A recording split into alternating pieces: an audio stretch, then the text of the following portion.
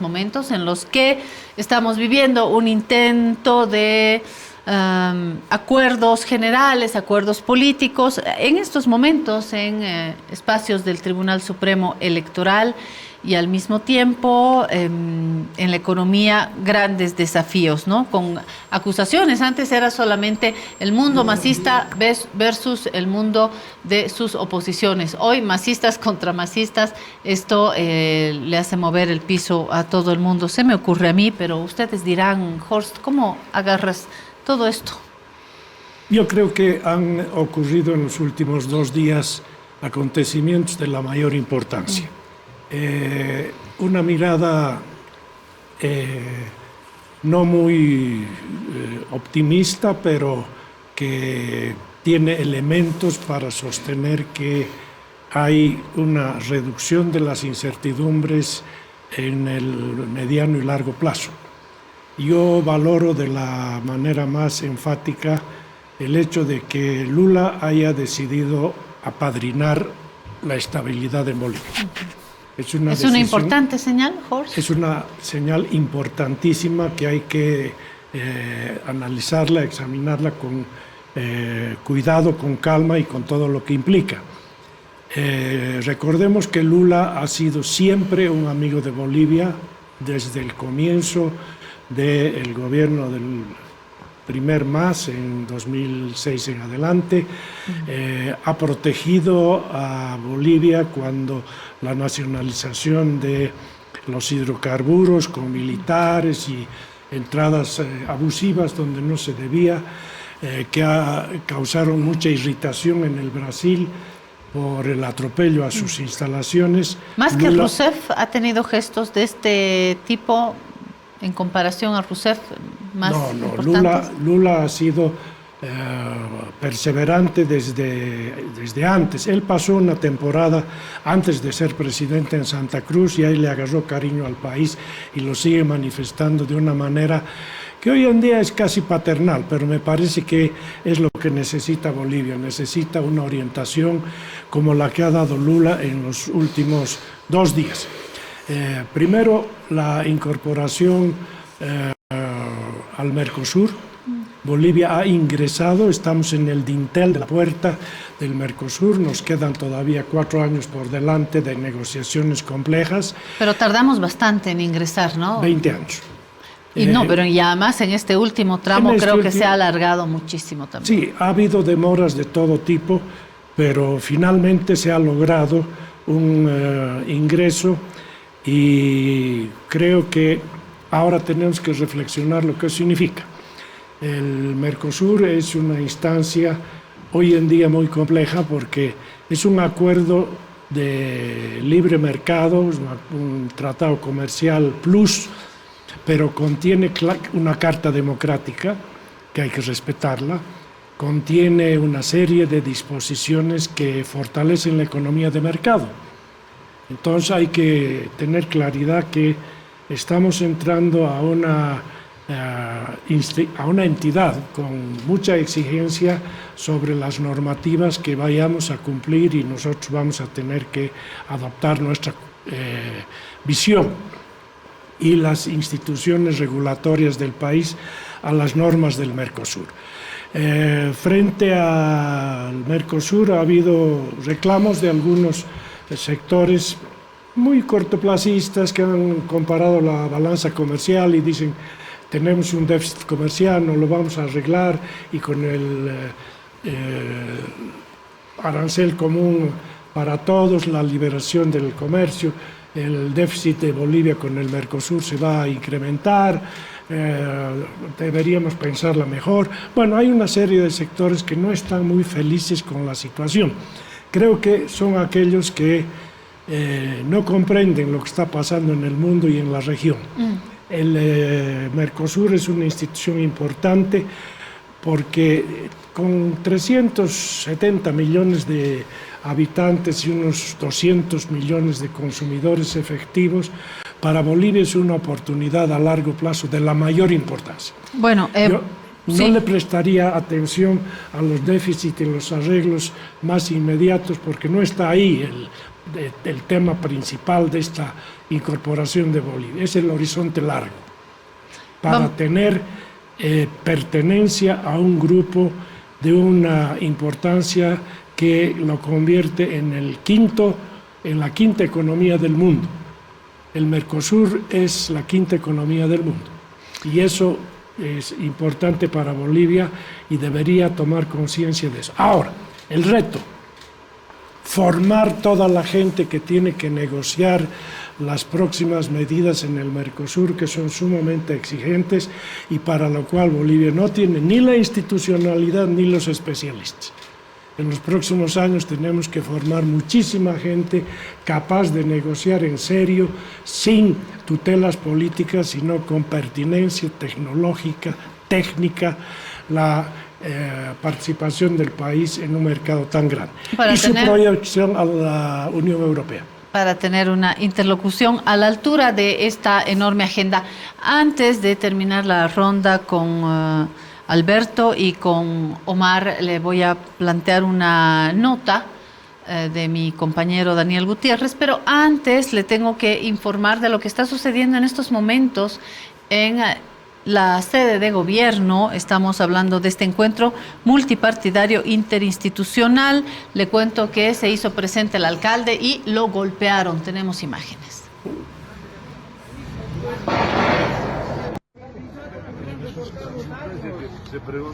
Uno viene solamente, les viene a pedir que cuiden la plaza y miren, le sacan a una pedradas sin motivo. Realmente es intolerancia e intolerancia.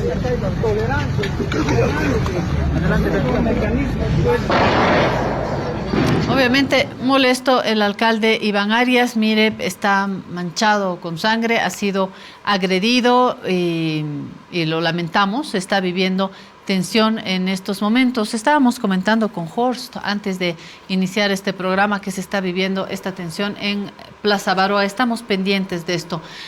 Vuelvo al Mercosur, vuelvo a mi agenda y para pasarle la palabra a Omar y Alberto, quiero compartir con ustedes un pedacito de lo que dijo hoy en la mañana el viceministro de Políticas de Industrialización. Estuvo en La Razón Radio y nos dijo lo siguiente.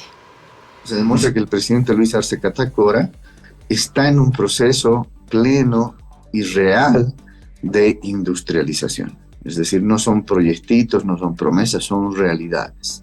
El empresariado está contento porque estamos cumpliendo con el modelo económico, porque estamos interrelacionando nosotros como Estado a los empresarios privados. Pero ahora no lo estamos articulando internamente, sino lo estamos articulando con empresarios del exterior, lo estamos articulando con el gobierno brasileño. En lo inmediato, si tuviera que citar 3 o 4 puntos que se puedan concretar, digamos, este año, ¿cuáles citaría usted? El tema de la castaña, el tema agropecuario en el sentido de los fertilizantes, importantes avances en lo que es el tema de minería. En el caso de la almendra se está hablando de que en 20 días, por ejemplo, ya deberían realizarse estos procesos, estos negocios de exportación de empresarios bolivianos hacia Brasil. Bolivia necesita de Brasil y Brasil necesita de Bolivia. Tenemos mayor cantidad de memorándums de entendimiento para transferencia tecnológica, para el sistema de calidad, para promoción comercial, para firma digital comercial. Hay más cantidad de acuerdos, memorándums de entendimiento que tenemos que firmar con Brasil para mejorar nuestra relación productiva. Se entiende el entusiasmo del viceministro, entre otras cosas, por varios elementos que ha subrayado Horst Greve en este encuentro, en esta mirada que pone el presidente de Brasil, Luis Ignacio Lula da Silva. Hay una agenda larga, hay una señal importante en lo económico, en lo político, hay un puente con muchas promesas, un puente entre la empresa privada brasileña, boliviana. Hay mucho de qué alegrarse, pero yo creo que Bolivia necesita de Brasil más de lo que Brasil necesita de Bolivia, ¿o no, Omar? Bueno, yo comenzaría señalando que la llegada de Luis Ignacio da Silva, este es un espaldarazo, por supuesto, al gobierno, un baño de popularidad en un contexto donde ya la economía se ha comenzado a tensionar. ¿Lo necesitaba Luis Arce? Yo creo que ha sido bastante positivo en el sentido de, digamos, reposicionar su imagen. Eso en el plano político, ¿no? Pero, claro, más allá de las afinidades ideológicas que puedan haber, ¿no?, entre, digamos, los gobiernos, hay intereses económicos de por medio. O sea, el presidente Lula no viene solamente por agradar al país, por ayudar, y lo va a hacer en el tema político porque da ciertas señales, ¿no?, al gobierno. Está el tema económico, y yo quiero resaltar primero las nuevas tendencias a nivel internacional, porque para que un país crezca, no solamente crece de forma aislada, tiene que crecer, digamos, de forma regional. Es decir, ya la forma como Lula ayer decía, el crecimiento aislado no es posible. Para superar el subdesarrollo de nuestras regiones, tenemos que crecer de forma colectiva. Entonces, hay un mensaje muy importante que da en su discurso, ¿no? Él habla de que ha terminado esta era, comienza una nueva era, porque, claro, hace referencia al hecho de que, digamos, el vínculo comercial con Brasil ha sido, digamos, estrictamente el tema del gas hace cerca de una década. Hoy hay aparentemente nuevos productos de interés que los brasileños están, por supuesto, viendo en Bolivia. Y esto es, por supuesto, porque hay un proceso de industrialización. Si el país no hubiera iniciado la industrialización, no importa, hace 10, 15 años, a pesar de todas las limitaciones, todas las críticas que podemos lanzar en la mesa, hoy día Bolivia no tendría capacidad ofertable para vender productos al Brasil, porque no solamente es ganar los mercados, es ver qué podemos vender, cómo podemos aprovechar. Entonces, muy rápidamente, 3 ideas, digamos, de la relación. Por el lado, digamos, brasileño, ¿qué es lo que ellos obtienen? Un fertilizante barato, que hoy importar desde Rusia, desde China, saldría altamente costoso y los tiempos de transporte poco viables. Ganan en términos de lo que es la necesidad de buscar rutas alternativas para la exportación de productos hacia el Océano Pacífico, llegar a los mercados del Asia. Yo creo que esta posibilidad de realizar una inversión sustantiva en el canal Tamengo para aumentar la capacidad de transporte de carga en la ruta de Paraná-Paraguay va a permitir a los bolivianos, por supuesto, exportar productos al Atlántico, pero del otro lado, quienes más pueden utilizar ese corredor bioceánico van a ser los brasileños, porque puede ser un punto de partida para exportar productos al Pacífico. Del otro lado está, para los bolivianos, creo que muy esencial la posibilidad que podamos mejorar el tema de focalizar mejor la sustitución de importaciones, porque Brasil ha sido el único país exitoso en toda la región sudamericana que ha logrado reducir su dependencia a los hidrocarburos fósiles, y esto lo ha hecho porque hoy 30% de su capacidad de generación de energía depende de los biocombustibles. Ahí está la posibilidad de que Bolivia pueda aprender de la experiencia brasileña, la transferencia de tecnología que nos ayude a acelerar este proceso, que evidentemente tiene que liderizarlo el sector privado. Concuerdo, digamos, con la idea que decía Jorge, de que, este es un contexto en el cual el sector privado tiene que tomar la iniciativa, porque, digamos, los países dan los lineamientos generales, los gobiernos se han reunido, hay 10, acuerdos generales, pero es necesario preparar al país en términos productivos. Y termino, por favor, con esta idea. Para poder llegar a completar el proceso del Mercosur de forma exitosa, se tiene que cumplir 3 requisitos. Tenemos que homogeneizar nuestra nomenclatura arancelaria, ¿no?, a los estándares del Mercosur. Se tiene que unificar el arancel, se tiene que levantar el arancel, desgravar el arancel entre los países del Mercosur, pero tener un arancel común respecto a terceros países. Y tercero, se tiene que crear una política de se llama de origen, para identificar aquellos productos nativos de origen nacional que se beneficien de esta área de libre comercio. Entonces son, por supuesto, altos desafíos los que están enmarcados dentro del marco del Mercosur, pero lo que se puede advertir es que Bolivia ya ha dado el inicio. No hay que tenerle miedo a la competencia, porque hay esa sensación de que somos un país chico, ellos son grandes, y eso en realidad el comercio funciona de otra manera, ¿no?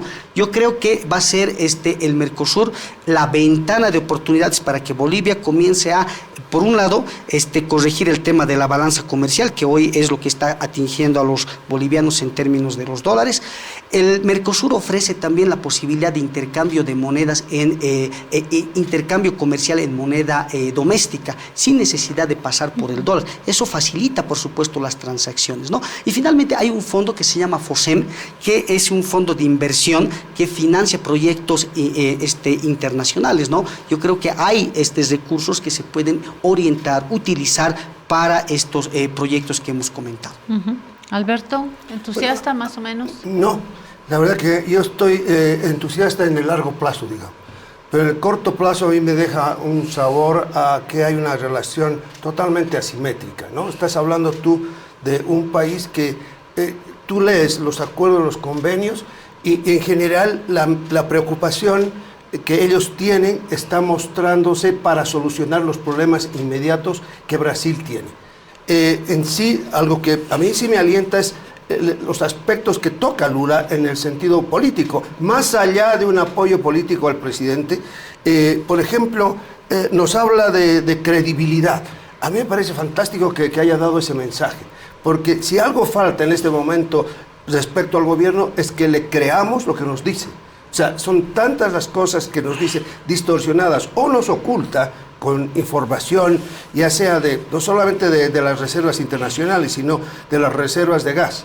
Entonces, ahí me parece a mí que es necesario que nosotros tomemos conciencia de lo que dice Lula.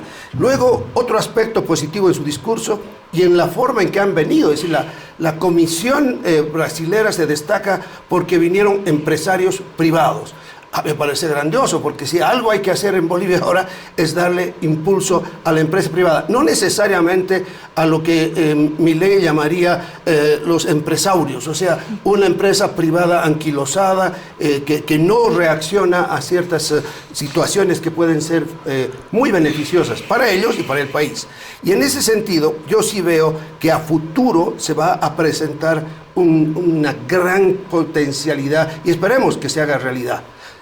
No obstante, hay otro aspecto que a mí me preocupó, y es que de todas las recomendaciones que habló Lula, habló de la estabilidad económica, de la estabilidad política, pero el tema que no tocó fue el aspecto ecológico, que es algo que a nosotros nos afecta particularmente con la represa de Jirau y San Antonio, que están sobre el río Madera y que afectan increíblemente a poblaciones de Bolivia, que han afectado ya con inundaciones que se han dado muy serias, y que ese tema me parece a mí que se va a tocar en un convenio, pero se está tocando, y en la forma que, bueno, lo que yo he leído en la prensa y he oído en algunos medios, es que se estaría hablando más de la vía fluvial que se genera.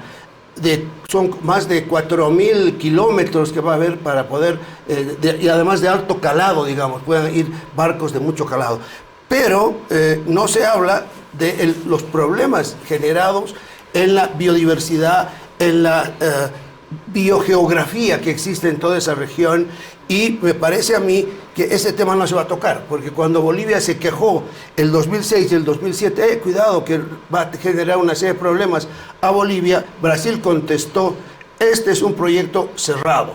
Ahora, ¿lo han abierto? No lo creo. Han abierto para mostrarnos de que puede servirnos en energía y en transporte, pero abierto para pensar en los problemas que todavía siguen causando en Bolivia, que es el país más afectado, porque ahí confluye el río Beni, el río Mamoré, y viene el Madre de Dios de la cuenca del Perú.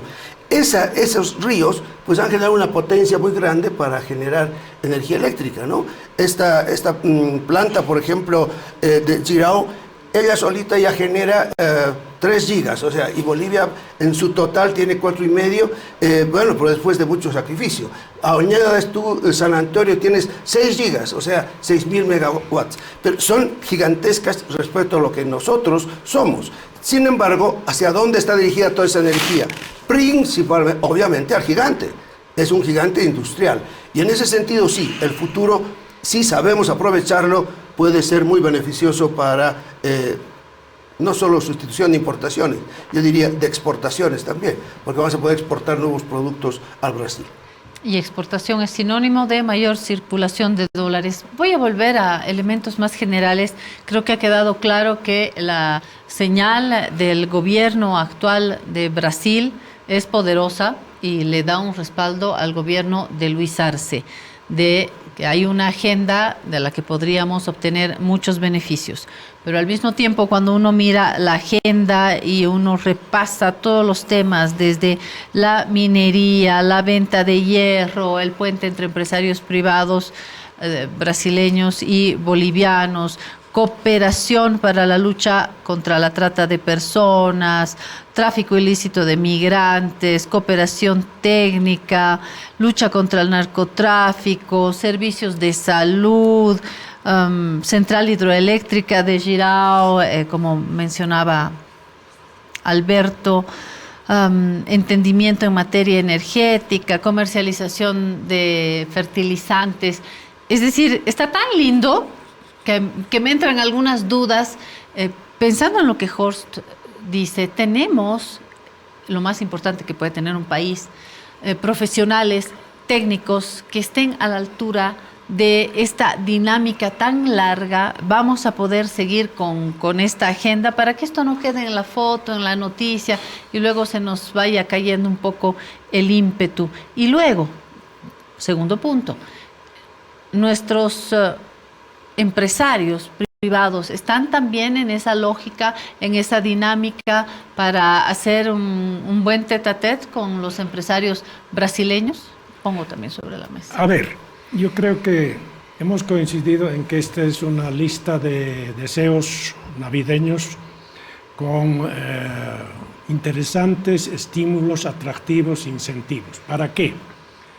Para que Bolivia pueda aprovechar el mercado ampliado que encuentra dentro del Mercosur para las inversiones en Bolivia, para ese mercado, no para los empresarios que están trabajando hoy en día en el país.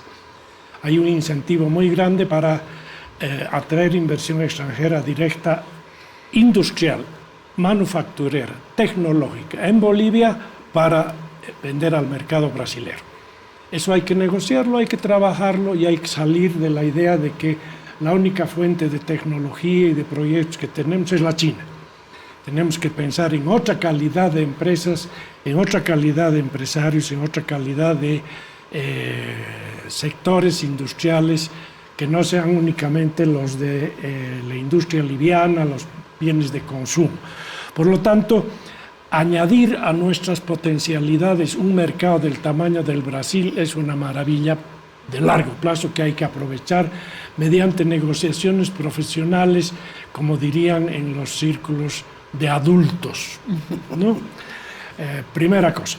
Segunda cosa, tenemos que ver el entorno en el cual ha ocurrido este ingreso de Bolivia, sin asistencia del presidente de Brasil, con un presidente del Uruguay que está más recostado hacia la derecha que hacia el centro, a la izquierda, con un Paraguay que se beneficia precisamente de toda la inversión en hidroeléctricas y recibe unas cifras enormes por la producción energética y está interesado en compensar la potencia que tiene Brasil en relación al Paraguay, que yo la he vivido porque he sido visitante de las grandes represas y donde los tratos son bien desiguales en términos de los beneficios de la generación y de el tratamiento a los productores. Bueno, pero al mismo tiempo tenemos una situación complicada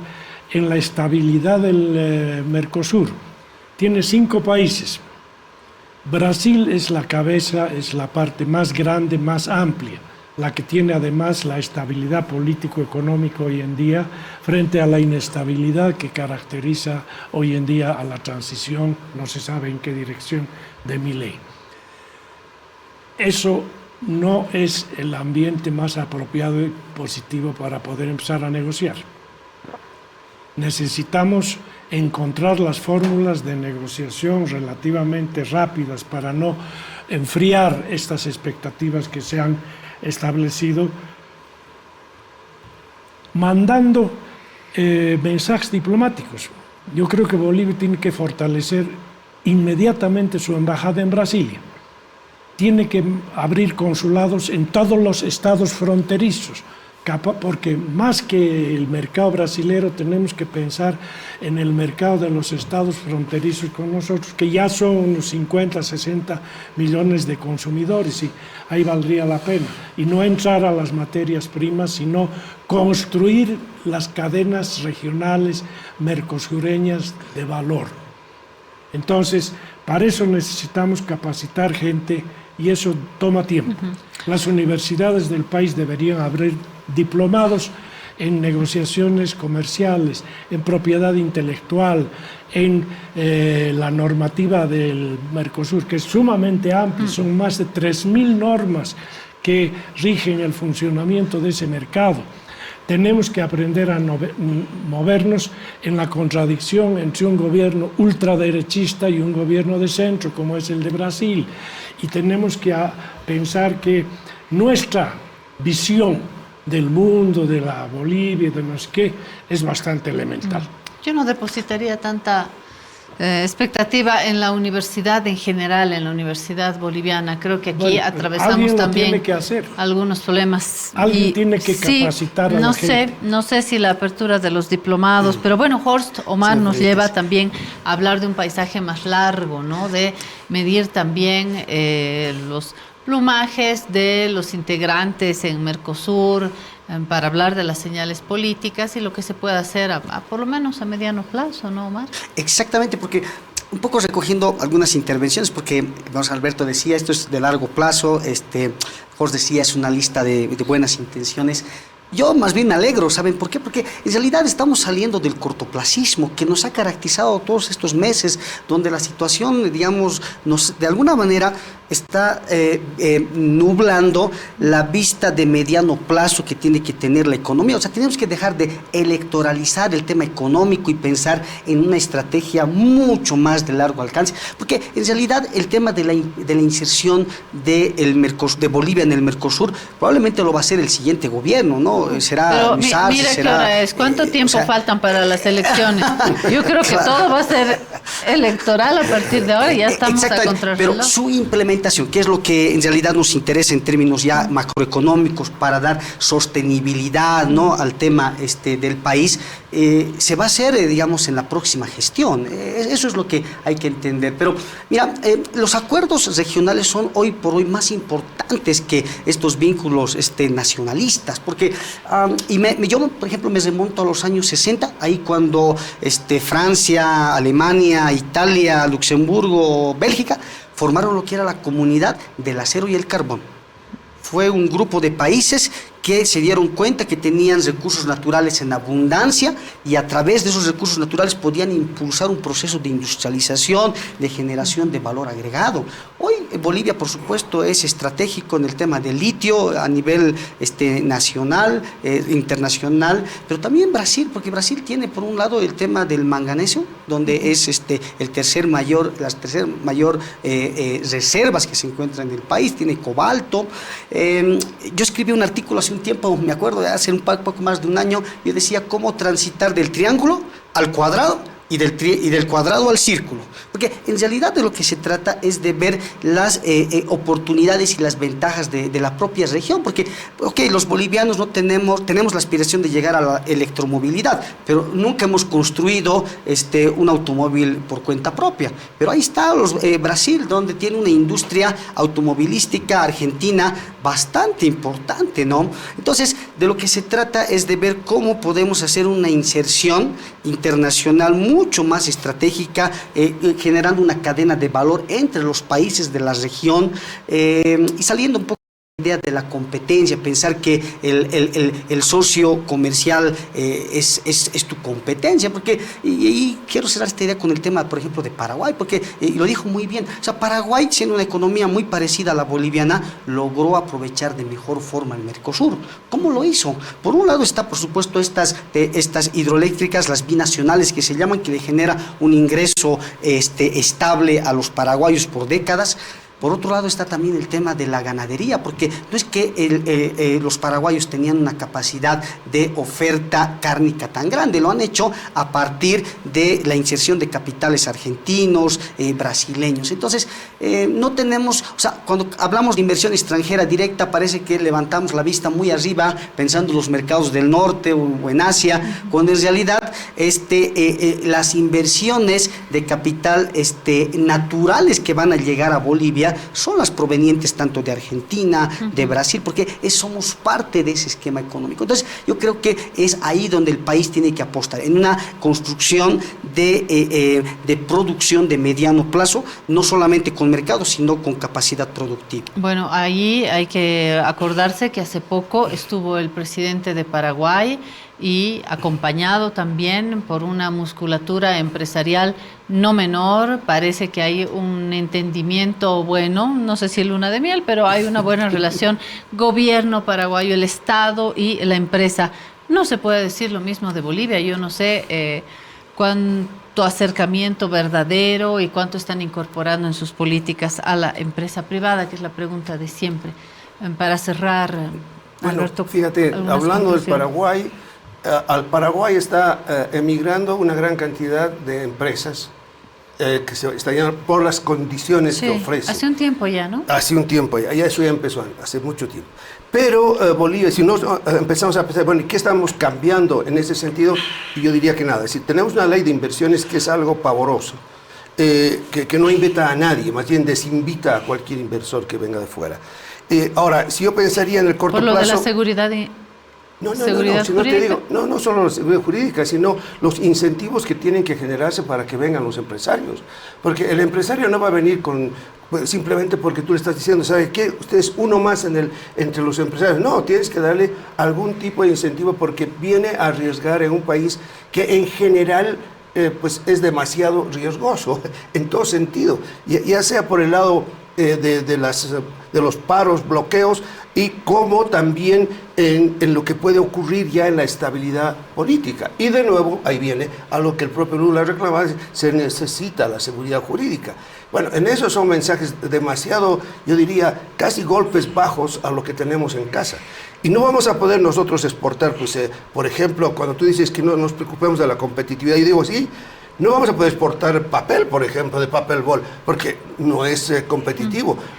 O Quipus podrá exportar en absoluto. Sí. Pero, sin embargo, si yo pienso a largo plazo, sí. Ahora, ha habido ya ciertas combinaciones que se han dado con Bolivia. Por ejemplo, la mejora del ganado de Santa Cruz es resultado de acuerdos que se han dado con el Brasil. Y ahora Bolivia incluso está exportando material genético de mejora del ganado al Brasil, cosa que ahí se ve que eso sí puede resultar cuando se tiene las políticas de medio ambiente también deben ir con eso, ¿no? Porque esto del ganado y el medio ambiente es otro tema, ¿no? Bueno, que a Brasil parece no interesarle en la situación actual, o sea... Se lo ve en lo que nos ha dicho Lula. Tengo que hablar de fútbol, lo voy a dejar acá y les voy a invitar a seguir hablando porque hay mucho material. A mí me encanta el chisme y la ausencia de Milei creo que merece por lo menos una línea Horst para irnos. Bueno, claro, es parte, digamos, de esta gira de provocaciones que está haciendo el presidente Milei en varios lugares. El haber asistido a una reunión de la ultraderecha con Bolsonaro y con Marinkovic en simultáneo con lo que estaba ocurriendo en el ingreso de Bolivia al Mercosur es una barbaridad. El señor no tiene mucha experiencia en el manejo de las relaciones interestatales y Afortunadamente tiene una canciller que es mucho más sólida, interesante y que ha hecho una intervención interesante en el Mercosur, ¿no? Entonces, yo creo que hay dos elementos que habría que tomar en cuenta. Yo he tomado claramente la perspectiva de estamos dentro del Mercosur, pero simultáneamente estamos haciendo el esfuerzo para que nos acepten en el BRICS. Y eso no es coherente. Y una nota de La Razón decía, el BRICS es un acuerdo comercial, nada que ver con el comercio. Los BRICS son un mecanismo geopolítico de lucha de intereses por el establecimiento de un nuevo orden internacional, político, económico, tecnológico y de derechos. Entonces, ahí vamos que ya apenas estamos empezando la cosa y ya queremos ir a la siguiente etapa. Buena cosa que lo ha invitado Lula a Arce para participar como observador en el G20, para que aprenda ahí de las relaciones complejas entre los diferentes miembros del G20, que tampoco es un acuerdo comercial, es un acuerdo político básicamente. Entonces, yo creo que la pelota está del lado nuestro. Lula nos ha dado la oportunidad de aprovechar una serie de ventajas con una visión de largo plazo y muy sutilmente ha dejado todos los mensajes lo que hay que corregir. Hablando de pelota, me tengo que ir. Pero nos iremos con música. Les voy a hacer una última pregunta. Mientras me alistan Garota de Ipanema, que seguramente vamos a interpretar más a menudo dada esta agenda, es una composición de Juan Carlos Jobim. La interpretación es de Wilfredo Apaza, para que veamos esta agenda brasileño-boliviana. Mi última pregunta, hablando de pelota, ¿quién gana la Copa América? Argentina. Sí, sin duda. Sí, chócale, yo también digo Argentina. No, sin además, duda. cuando he visto jugar a Argentina, pues, ha hecho maravillas. ¿Sí? ¿Omar? Hablando de Milei, pensé que todos teníamos un minuto. Yo quería cerrar con Estoy dos así, ideas. 2 segundos. Lo digo en 15 segundos. Dale. Desempleo del 8%, una contracción de la economía del 3%, inflación del 70%, la Una tasa recesión de tremenda. el tipo de cambio en 30% de devaluación, pobreza en 55%. Son políticas que se han implementado en Bolivia en los años 90, que se tratan de resucitar en el presente, que no han funcionado en Argentina, no han funcionado en Bolivia, y Milei no tiene mucho que ofrecer todavía al mundo, por eso no está saliendo en los medios.